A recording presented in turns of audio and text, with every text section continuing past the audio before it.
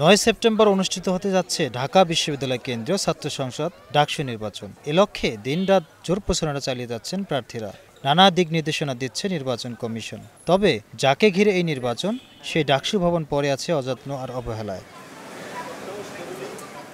VP, GS, AGS সহ অন্যদের রুমগুলো যেমন অপরিচ্ছন্ন, তেমনি ঠাসা পুরনো ফার্নিচার যা ব্যবহারের প্রায় অযোগ্য। এক কক্ষে গাদাগাদি করে বসতে হয় ৬ সম্পাদককে। মোট ২৮টি পদের মধ্যে ১৭ জন সম্পাদক ও সদস্যের জন্য নেই নির্দিষ্ট কোনো বসার জায়গা। একটি মাত্র টয়লেট, সেটিও নোংরা। নেই সাবেক কমিটিগুলোর নাম সম্বলিত বোর্ড অব অনার।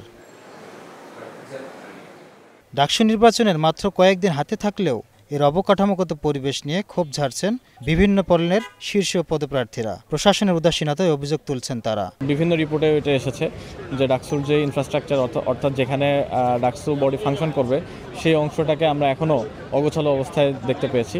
তো আমরা মনে করি যে এটা যদি এভাবেই থাকে তাহলে আমাদের কাছে মনে হয় বিশ্ববিদ্যালয় প্রশাসন আসলে ডাকসুর ক্ষেত্রে বা ডাকসু কার্যকর হোক এক্ষেত্রে কতটা তাদের সৎসাহস আছে এবং তারা কতটা সচেষ্ট এ বিষয়ে অবশ্যই প্রশ্ন থেকে যায়। এখনও ডাকসুর ভবনের ভিতরে জায়গাগুলো আপনি যেটা বললেন যে পরিষ্কার পরিচ্ছন্নতা বা সাজানো গোছানোর কোনো নামগন্ধ নাই, তার মানে কি এখনও আসলে এখানে যারা দায়িত্বপ্রাপ্ত তারা আসলে বিশ্বাস করতে পারছেন না যে ডাকসু হবে, নাকি তারা আসলে চাচ্ছেন না যে আসলে ডাকসু হোক?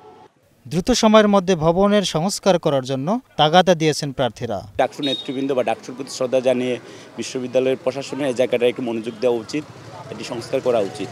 কারণ এখানে শিক্ষার্থীদের যারা প্রতিনিধি তারা বসবে এবং এখানে শিক্ষার্থীদের প্রতিনিধিত্ব করবে।